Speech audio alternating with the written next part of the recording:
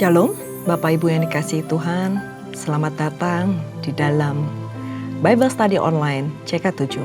Nah, hari ini kita akan membahas mengenai Amos 9, mengenai penglihatan kelima yang Tuhan berikan kepada Nabi Amos. Dan sebelum kita mulai pembahasan dari kitab Amos ini, mari saya ajak Bapak Ibu untuk sama-sama memuji menyembah Tuhan. Kita undang hadirat Tuhan supaya pengurapan Tuhan turun atas kita semua. Mari. Korea wata shanda karawata sikeka karya wata sikeka. Haleluya, haleluya. Kami sembah Engkau Tuhan, kami tinggikan nama-Mu. Engkau Allah yang ajaib, Engkau Allah yang perkasa, Engkau Allah yang mulia. Kami sembah Engkau Tuhan.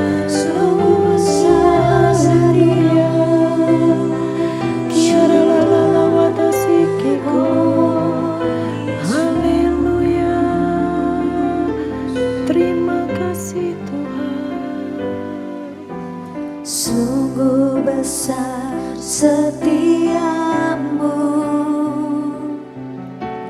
Kau nyatakan bagiku.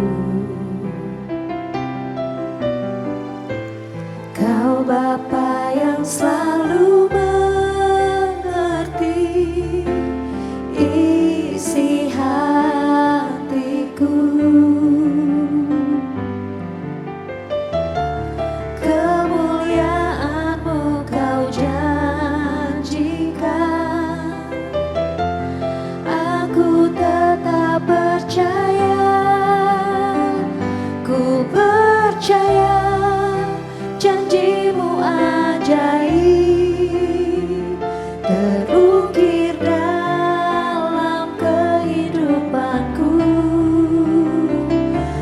Berserah di dalam kekuatan-Mu, hanya Kau segalanya bagiku.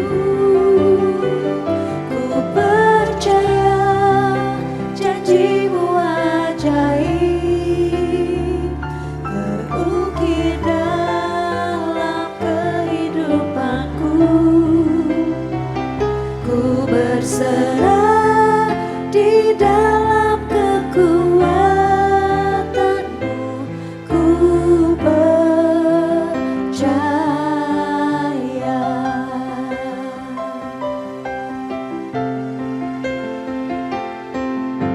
Sungguh besar setiamu, Kau nyatakan bagiku. Bapa yang selalu mengerti isi hatiku. Kemuliaan-Mu Kau janjikan, aku tetap percaya. Ku percaya janji-Mu ajaib, terukir dalam kehidupanku. Ku berserah di dalam kekuatan-Mu, hanya Kau segalanya bagiku. Ku percaya janji-Mu terukir dalam kehidupanku. Ku berserah di dalam kekuatan-Mu, ku percaya.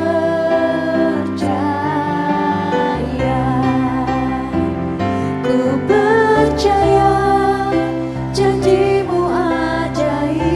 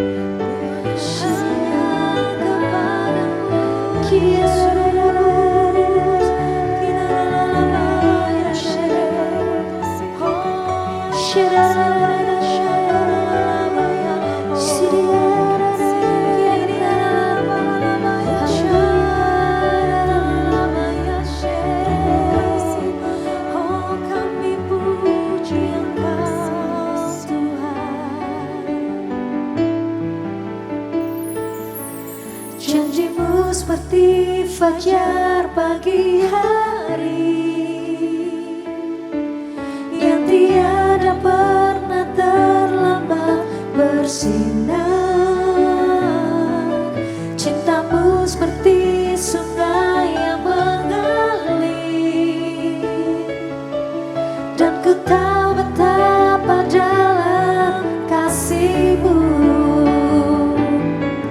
Janjimu seperti fajar pagi hari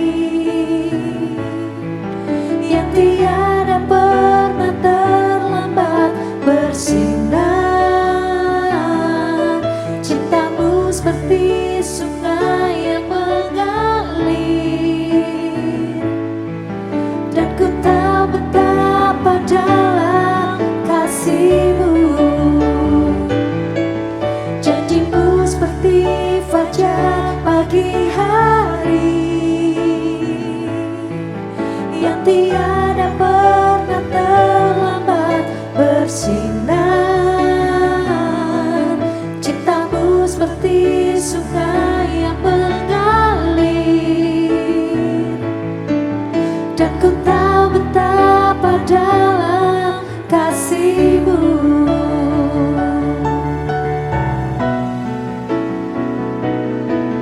Janjimu seperti fajar pagi hari yang tiada pernah terlambat bersinar. Cintamu seperti sungai yang mengalir, dan ku tahu betapa dalam kasih-Mu. Dan ku tahu betapa dalam kasih-Mu.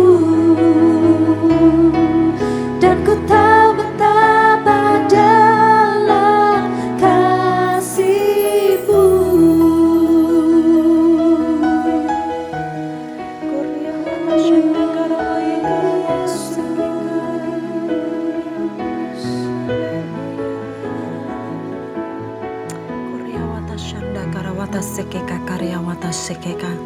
Terima kasih Tuhan. Terima kasih untuk janji-janji-Mu yang tidak pernah terlambat menolong kami. Terima kasih Tuhan yang selalu Engkau menepati janji-Mu Tuhan. Meskipun kadang-kadang mungkin kami lupa akan janji-Mu, tetapi janji-Mu tidak akan pernah tidak Engkau genapi dalam kehidupan kami. Terima kasih Bapa. Terima kasih untuk puji-pujian yang begitu indah Tuhan. Dan kami berdoa supaya puji-pujian ini berkenan di hadapan-Mu Tuhan. Menjadi dupa yang harum Tuhan. Dan itu boleh menyenangkan hati-Mu. Terima kasih Bapa. Terima kasih Roh Kudus. Kalau satu hari lagi Engkau tambahkan Tuhan. Buat kami untuk belajar mengenai kebenaran firman-Mu. Berbicaralah ya Tuhan. Karena kami siap untuk diajar. Kami siap untuk dinasehati. Dan kami siap untuk dibentuk Tuhan. Seturut dengan kehendak-Mu, supaya setiap janji-janji-Mu itu boleh tergenapi dalam kehidupan kami. Terima kasih Bapa, urapi juga hamba Tuhan dengan segala keterbatasan hamba, supaya setiap firman yang keluar dari mulut bibir hamba-Mu ini Tuhan, semuanya berasal daripada-Mu. Terima kasih Bapa, kami mau buka hati kami mau buka pikiran kami, dan kami mau Tuhan menerima apa yang menjadi isi hati-Mu melalui kitab Amos ini Tuhan. Terima kasih Bapa, terima kasih Roh Kudus, hanya di dalam nama Tuhan Yesus. Mari kita siap belajar, sama-sama katakan amin. Nah, Bapak Ibu, sekali lagi saya ucapkan selamat datang untuk Bapak Ibu yang baru saja bergabung di kelas Bible Study Online CK7. Nah, hari ini kita akan belajar sama-sama dari kitab Amos yang ke-9 mengenai penglihatan-penglihatan yang Tuhan berikan kepada Amos. Kalau kemarin penglihatan keempat dan mengenai buah-buahan yang sudah bakul yang berisi buah-buahan yang sudah siap matang. Nah, hari ini kita akan belajar mengenai penglihatan kelima dengan judul perikop Tuhan dekat Mesbah.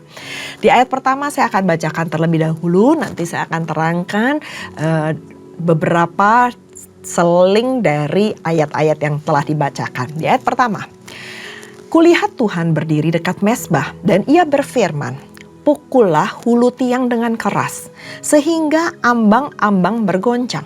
Dan runtuhkanlah itu ke atas kepala semua orang. dan sisa-sisa mereka akan kubunuh dengan pedang.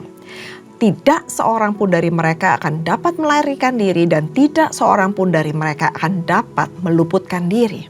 Sekalipun mereka menembus sampai ke dunia orang mati, tanganku akan mengambil mereka dari sana. Sekalipun mereka naik ke langit, aku akan menurunkan mereka dari sana. Sekalipun mereka bersembunyi di puncak gunung Karmel, aku akan mengusut dan mengambil mereka dari sana. Sekalipun mereka menyembunyikan diri terhadap mataku di dasar laut, aku akan memerintahkan ular untuk memagut mereka di sana. Sekalipun mereka berjalan di depan musuhnya sebagai orang tawanan, aku akan memerintahkan pedang untuk membunuh mereka di sana. Aku akan mengarahkan mataku kepada mereka untuk kecelakaan dan bukan untuk keberuntungan mereka. Tuhan Allah semesta alamlah yang menyentuh bumi sehingga bergoyang, dan semua penduduknya berkabung, dan seluruhnya naik seperti sungai Nil, dan surut seperti sungai Mesir, dan yang mendirikan anjungannya di atas dan mendasarkan kubahnya di atas bumi, yang memanggil air laut dan mencurahkan ke atas permukaannya bumi Tuhan, itulah namanya. Kita lanjutkan ke perikop yang berikutnya, bangsa pilihan ditolak Allah di ayat yang ke-7. Bukankah kamu sama seperti orang Etiopia bagiku, hai orang Israel? Demikianlah firman Tuhan. Bukankah aku telah menuntun orang Israel keluar dari tanah Mesir, orang Filistin dari Kaftor, dan orang Aram dari Kir?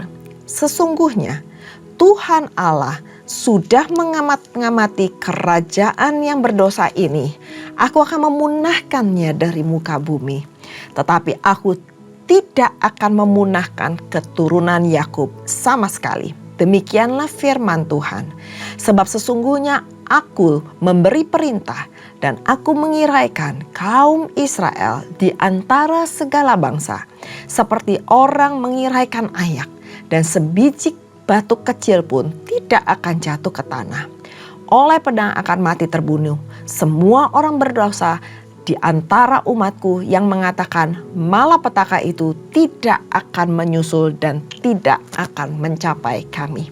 Nah, sampai di sini dulu di ayat ke-10 saya akan menjelaskan bahwa sejak awal perjalanan orang Israel keluar dari bangsa Mesir, dari tanah Mesir, Allah telah menyatakan bahwa dirinya sebagai Allah yang pencemburu.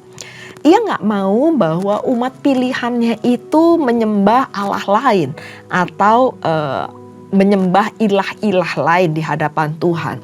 Dan itu menjadi sebuah kekejian dan itu menjadi larangan yang sangat keras sehingga hukuman akan turun bagi orang-orang yang melakukannya.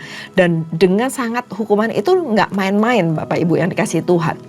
Tapi justru bangsa Israel itu berulang kali jatuh di dalam penyembahan berhala sehingga Tuhan itu sudah pada puncaknya ya.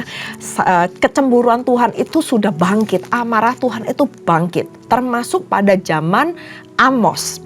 Nah, sehingga penglihatan kelima ini dengan tegas dinyatakan bahwa tidak ada jalan sama sekali bagi umat yang telah berdosa itu untuk luput dari hukuman Tuhan. Dan hukuman itu akan datang di tempat ibadah mereka di Betel, di tempat mereka menyembah dewa-dewa Kanaan. Dan Allah itu membenci banget pada perzinahan. Perzinahan di mana mereka lakukan dengan beribadah kepada ilah lain. Itu yang disebut kekejian bagi Allah. Nah, karena perbuatan itu adalah menduakan Allah dan juga mengubah hal-hal yang baik dari diri mereka kepada hal-hal justru yang tidak baik. Dan penyembahan berhala ini adalah kejahatan mereka terhadap Allah dan sehingga Allah mau membinasakan mereka semua dan tidak ada seorang pun yang akan luput atau bisa melarikan diri. Itu tadi tercatat di ayat pertama sampai ayat yang keempat. Dan Tuhan gak kehabisan cara untuk mengasihi dan memberkati umatnya. Tetapi Tuhan kini sudah pada puncaknya ingin memusnahkan mereka semua dan ia pun tidak akan kehilangan cara membinasakan atau melakukan hukuman itu, menurunkan hukuman itu kepada manusia-manusia atau bangsa-bangsa Israel. Kemanapun mereka lari, kemanapun mereka bersembunyi, kemanapun mereka akan berusaha menghindari hukuman itu. Tetapi Allah itu jauh lebih berkuasa. Baik itu di bumi, di langit, di bawah bumi. Semua tempat di mana mereka ingin melarikan diri, disitulah Allah akan menyatakan penghukumannya. Dan ini mengajarkan kita untuk menempatkan Allah, Tuhan kita, sebagai Tuhan yang patut dihormati, dimuliakan, disembah. Dan kita gak boleh main-main. Gak boleh main-main dengan Allah yang kita sembah. Bahwa Allah itu sangat berkuasa. Kita gak boleh punya ilah-ilah lain, Allah-Allah lain. Dan kita jangan menduakan Tuhan dengan apapun yang ada di muka bumi ini. Mungkin saat ini kita bilang, oh saya gak menyembah berhala bu, saya gak menyembah siapapun, saya cuma beribadah kepada Tuhan kita Yesus Kristus. Tapi siapa yang prioritas dalam hidup kita?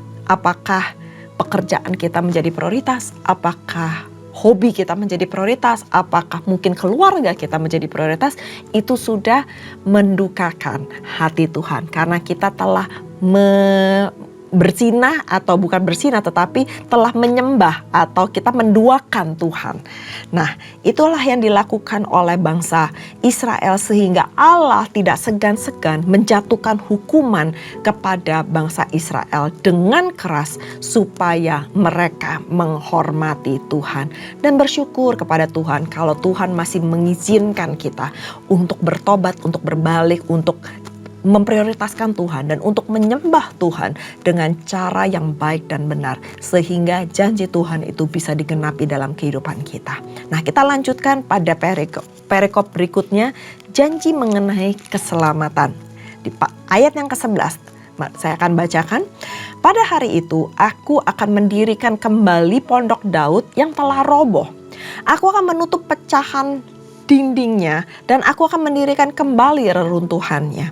Aku akan membangunnya kembali seperti di zaman dahulu kala, supaya mereka menguasai sisa-sisa bangsa Edom dan segala bangsa yang kusebut milikku. Demikianlah firman Tuhan yang melakukan hal ini. Sesungguhnya waktu akan datang, demikianlah firman Tuhan, bahwa pembajak akan tepat menyusul penuai dan pengirik buah anggur penabur benih. Gunung-gunung akan meniriskan anggur baru dan segala bukit akan kebanjiran. Aku akan memulihkan kembali umatku Israel. Mereka akan membangun kota-kota yang licin tandas dan mendiaminya. Mereka akan menanaminya kebun-kebun anggur dan meminum anggurnya. Mereka akan membuat kebun-kebun buah-buahan dan makan buahnya. Maka aku akan menanam mereka di tanah mereka. Dan mereka tidak akan dicabut lagi dari tanah yang telah kuberikan kepada mereka. Firman Tuhan Allahmu. Nah, Bapak Ibu yang dikasihi Tuhan, di perikop selanjutnya di ayat 11 sampai ke 15 itu menyatakan bahwa kita memiliki Tuhan yang maha penyayang dan maha pengasih, yang panjang sabar dan berlimpah akan kasih setia. Tetapi dia juga tidak selalu menuntut dan tidak selama-lamanya itu mendendam kepada umat pilihannya. Itulah yang dinyatakan oleh kitab di Mazmur yang digambarkan dari bagian kitab Amos ini. Dan di kitab Amos ini berbicara tentang janji keselamatan, pemulihan yang akan Tuhan berikan kepada umatnya, yaitu bangsa Israel. Dan kita adalah bangsa-bangsa Israel di zaman sekarang. Memang Tuhan waktu itu marah karena bangsa Israel telah menyembah ilah lain dan ingin menghukum umat yang telah berbuat dosa. Tetapi tindakan Tuhan tidak berhenti pada hukuman saja. Tetapi Tuhan akan memulihkan karena kasihnya kepada umat pilihannya. Dan Tuhan juga pasti akan menyelamatkan mereka dan memulihkan kondisi mereka. Itulah tujuan yang utama yang Tuhan berikan. Gak cuma hukuman tetapi sekaligus pemulihan dan keselamatan. Pemulihan pertama adalah pemulihan dari kerajaan Daud, yaitu bangsa Israel. Tuhan akan memulihkan pondok Daud. Musuh Israel yaitu Edom yang dulunya ditaklukkan oleh Daud akan bangkit kembali. Dan pada akhirnya akan kembali ditaklukkan. Itu dicatat di ayat yang ke-12. Dan pola hukuman, pola dosa, terus habis itu dihukum lalu bertobat seperti itu pola yang terjadi dalam perjanjian lama yang kita beberapa kali telah baca dan kita telah pelajari. Tetapi di zaman sekarang Tuhan mau menunjukkan bahwa gak selamanya Allah itu marah sama kita. Tetapi Tuhan tidak toleransi dengan dosa. Tuhan gak mau kita berdamai dengan dosa. Tetapi hukuman diturunkan jika kita berbuat dosa. Pada saat kita berbalik dari dosa kita, pada saat kita bertobat, minta ampun kepada Tuhan dan berjanji untuk tidak melakukan dosa kembali, maka Tuhan akan menjanjikan keselamatan dan pemulihan terhadap umatnya.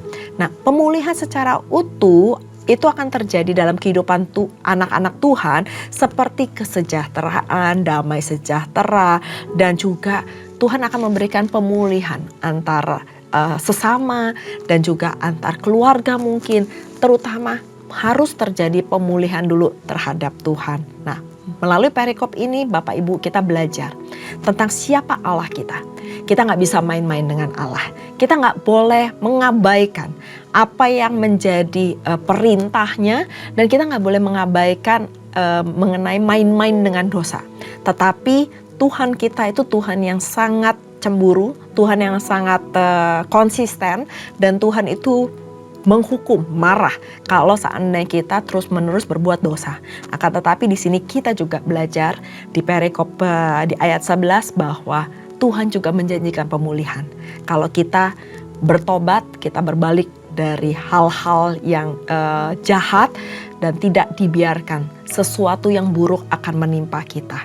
Tetapi di balik setiap hukuman itu akan terjadi pemulihan. Gak selamanya Allah marah, tetapi kasihnya itu besar kepada manusia.